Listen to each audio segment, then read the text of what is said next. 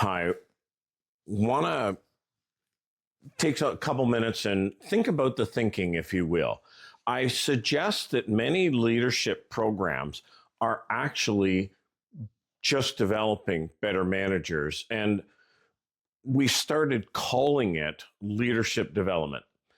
It shows up everywhere in interviews and in hiring and many other forms.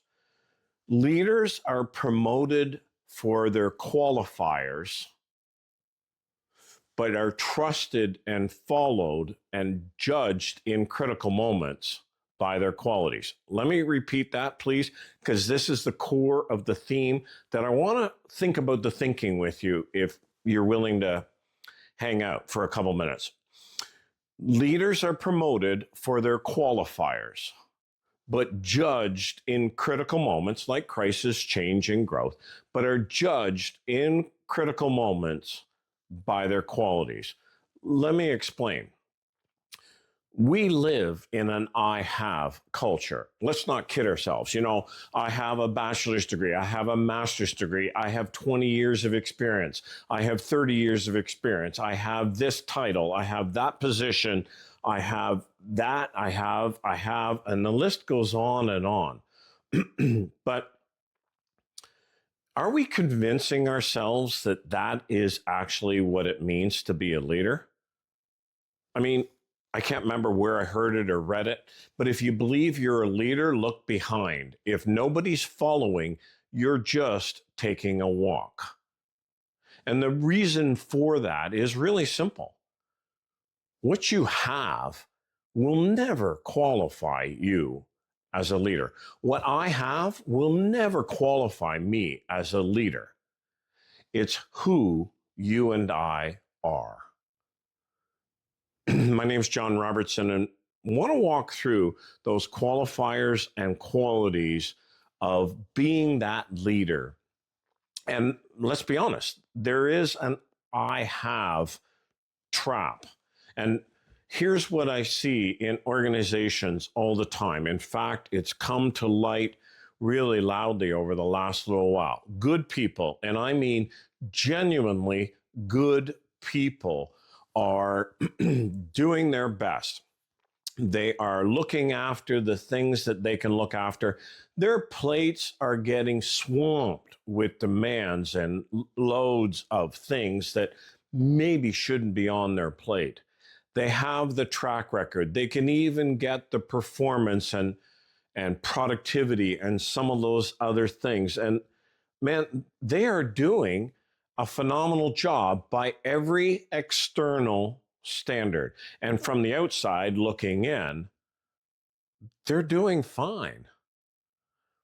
But if you listen to the hum, if you listen to the quiet conversations that are happening within the workplace, if that's what it means, if I have is what it means to be a leader, why are people updating resumes?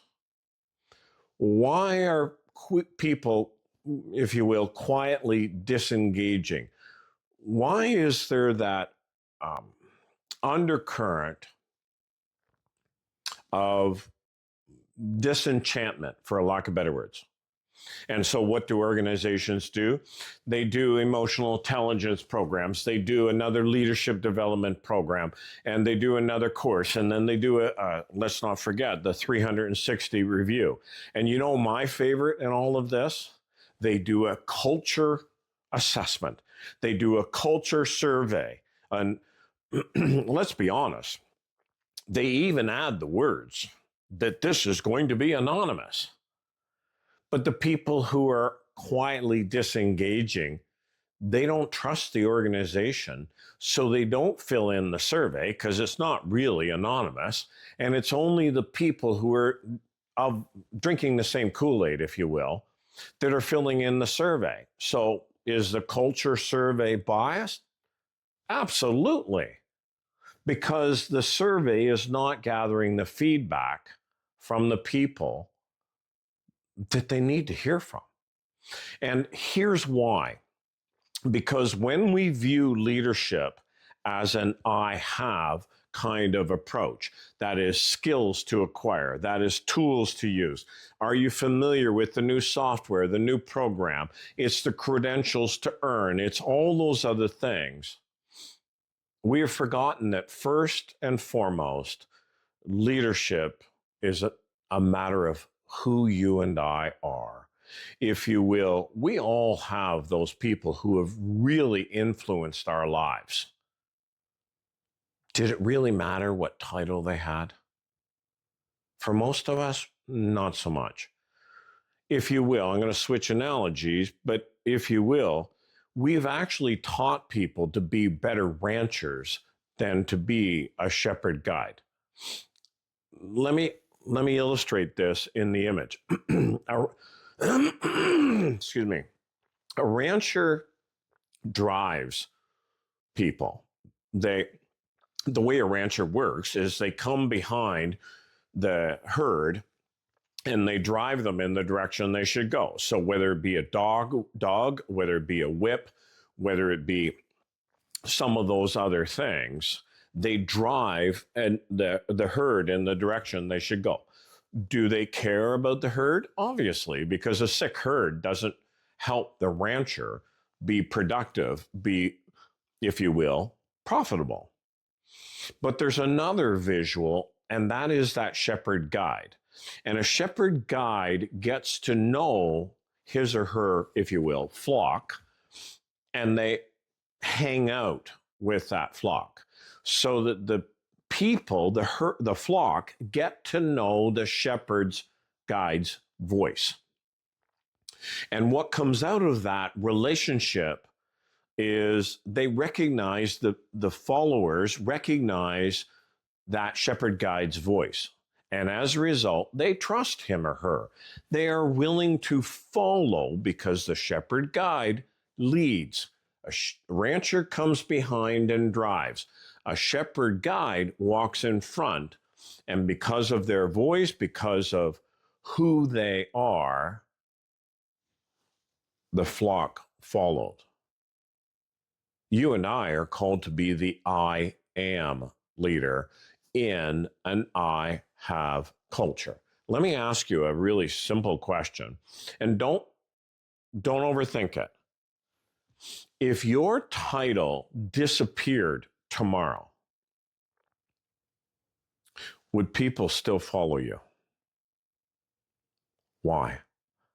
Again, if your title disappeared tomorrow, would people still follow you?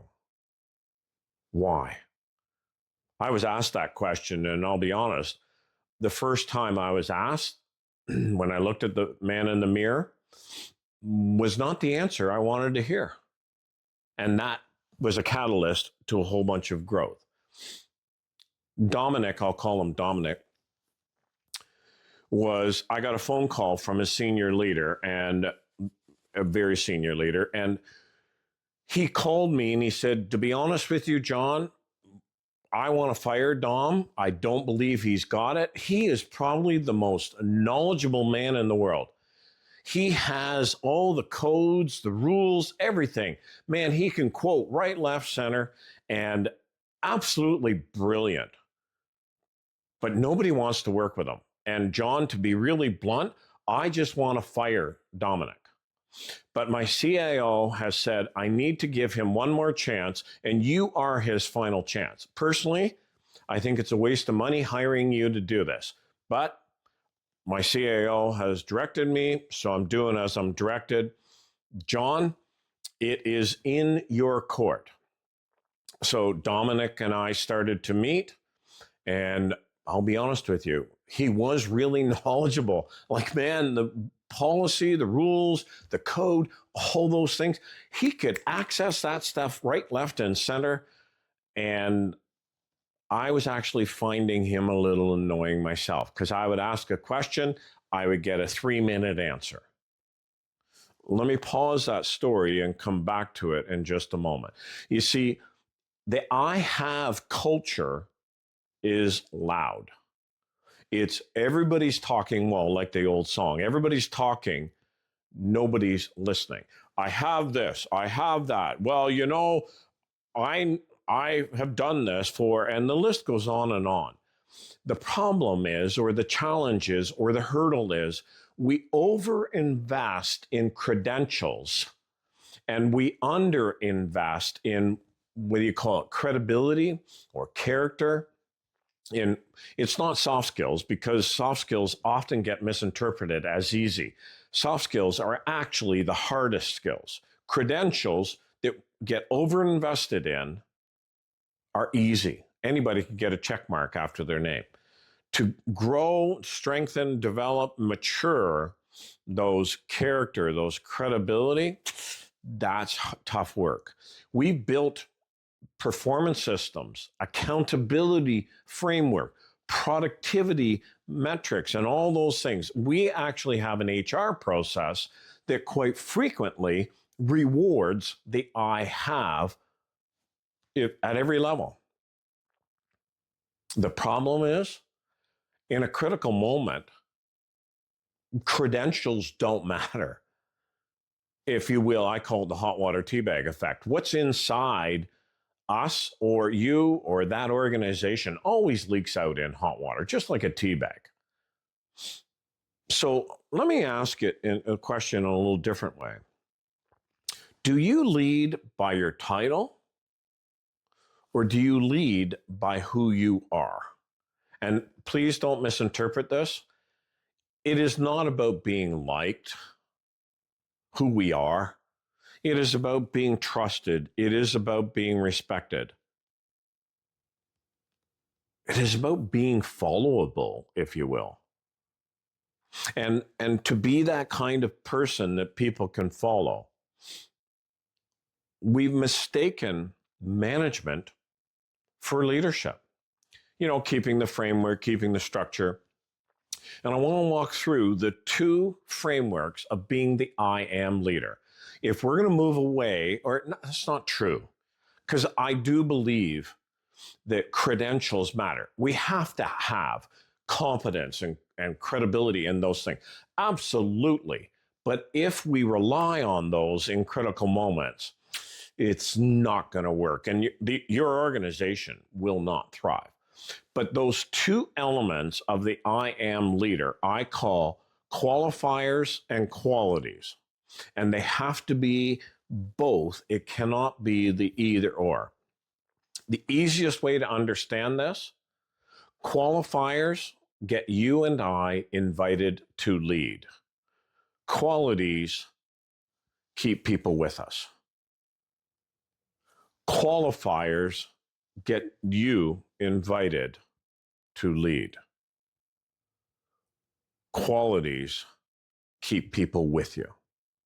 So very simply, there's a lot of resources. Please contact me. I'm more than willing to provide you the qualifiers and qualities. But the qualifiers are the 6 C's. Credibility. Do we have it? And credibility is a very subjective term. That is really hard to nail down objectively. There is obviously competence, which is the qualifier discussion. But then there is courage. When people see us, those tough decisions, do they see us abdicate or delegate, or do they see us kind of, well, go with baseball, do they see us step up to the plate? So there is credibility, there is competence, there is courage, there is character. How do people describe you non-physically? Because that's the stuff that leaks out in hot water. And then I like using an old English word for one of the C's, countenance. It's like composure, but countenance is that willingness to say, yeah, this is really ugly. But as the Stockdale paradox says, but in the end, we will prevail. That kind of composure, but more than that countenance. And then lastly, chemistry. Is there that kind of chemistry with people? And this does not mean we're going to do Friday night pizza and wings, but can we play well together? So the qualifiers are those 6 C's. The qualities are, I use the card aces, because aces are, depending on the game, aces can be the greatest or the least depending on it. And that acronym is really simple. Authenticity. Do they see the same person no matter where they meet me? Commitment. When you say you will do something, is it done? Is it as good as done? Or what's the old cliche? You can take that to the bank. Authenticity, commitment, enthusiasm. That enthusiasm, no, you can do it. That's not enthusiasm. I don't know what that is. But enthusiasm is that fire in the bones that say, you know what, folks, we will get through this. So let's lock arms. Let's figure out how we are going to make this work. And the S is service. And one of the automatic deal breakers in any person with the qualities of leading is a really simple statement: not my job, or whatever it takes. I use the Avengers because whatever it takes is one of their theme expressions. But when people hear leaders say, not my job, almost always it's an abdication of being that shepherd guide. 6 C's, aces, and let me tell you part 2 of Dominic's story. We had this conversation, and I said, Dominic, do you really want to be a leader? Because he was also applying to be mid-senior leader in his organization. And I said, have you ever noticed how when you walk into the room, people tend to walk out? They're not really wanting you around. Well, yeah, but that's just because I know the code. And I said, no, it's not. Well, you know the code, you know the rules. I'm not disputing that. But the problem is you're coming across so arrogant in a way that nobody wants to be around you. I never thought of it that way. Well, I'm not being cruel. I guess in a way I am, Dominic. And it was funny because he laughed and he said, yeah, you are, John, but you're probably the first person that said that to me.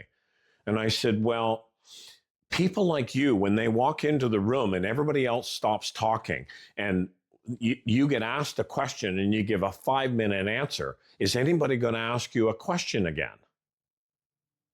Well, no. I said, so what do you want to do? And without using these words, I said, do you want to continue to be that I have leader, or do you want to be that I am leader? Long story short, I got a phone call from his boss. I don't know what it was, a while down the road. And he said, I got to ask you, what did you do to get in his kitchen? And I said, I have no idea what that expression means, but what are you talking about? Well, I cannot believe the change in Dominic. He's actually getting invited to meetings with the public. He's actually getting invited to meetings with the team. People are enjoying having that guy hang around. I cannot believe the transformation. What did you do to get that flip to happen? Like, honestly, I never thought it was possible. And so he and I had a brief conversation. But what I want to do is I want to give you 5 questions, because this really comes down to something that you and I know to be true. The most influential leaders, the most influential people in our lives are almost never remembered for what I have, what they had, but for who they are. Those questions. If your title disappeared tomorrow, would people still follow you? Why? Are you being led by your role or by who you are? Are you leading by your role, or are you leading by who you are? Which matters most in your leadership right now? Optics or character? 4, what quality do you need to grow this season? And 5th, are you leaning more on hierarchy? Sorry, let me say that better. Are you leaning more on hierarchy or humility? You see, the I am leader is not afraid to look at those questions with true authenticity. And my offer to you, if you are tired of the Groundhog Day, the never ending series of programs and policies and procedures, without actually seeing the change, without actually seeing the difference, I just want to invite you to schedule a conversation with me. Let's jump on a phone call, virtual meeting. I'd love to have a conversation with you. I'm not emailing, I'm not selling you anything. But I do want to encourage you to be that leader that people can trust, respect, and follow. Be that I am leader. They need it. They need you to be that kind of person. Thank you so much for thinking about the thinking. Credentials, qualities, 6 C's, ACEs, be that shepherd guide that people want you to be, actually need you to be.